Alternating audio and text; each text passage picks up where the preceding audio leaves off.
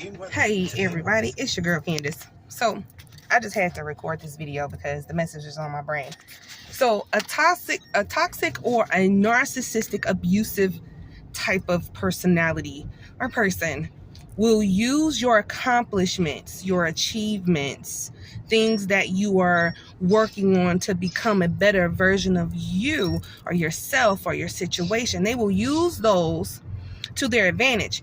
And what I mean by that is they will take your gains and your evolution and your drive and your goals, and they will see you achieving these goals and use that against you in a sense of a reverse type of discard situation. When they'll say, oh, you working on you going to school, getting your new career on, your new car, and they'll say something like, yeah, you're prepping you just trying to leave me when you get your things together.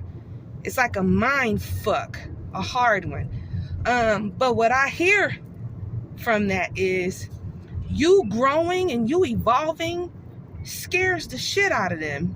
One, because you've already reached a level or attained a level that they won't ever, because they are afraid of everything. Everything that you're doing right now is scaring them. It scares them for you to focus on you because you are no longer giving them the attention that they needed from mommy or daddy or whoever they did not get it from.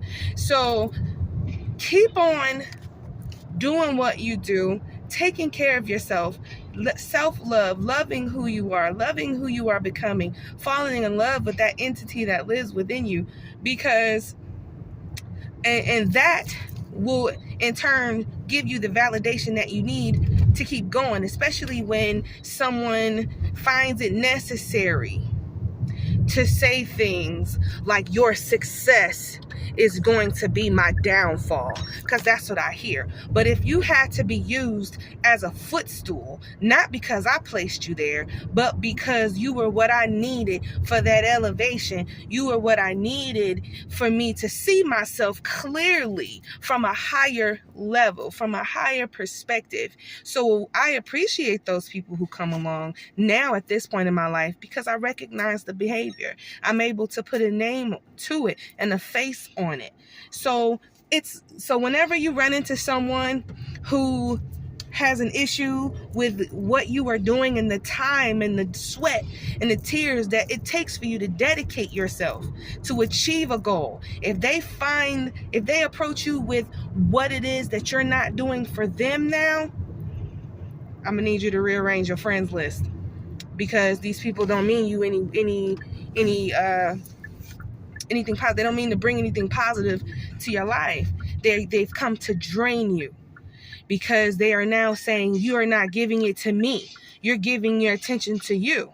Married, single, dating, parent, whoever it is. It doesn't matter. If that person now wants you to change and stop progressing because it is hindering them, turn it down, then you need to adjust your list. Shift back to you. All they want is an emotional response. You ain't got to give it to them. You don't have to talk to that fucking demon. You ain't got to do none of that. Let them do what they do best, which is run.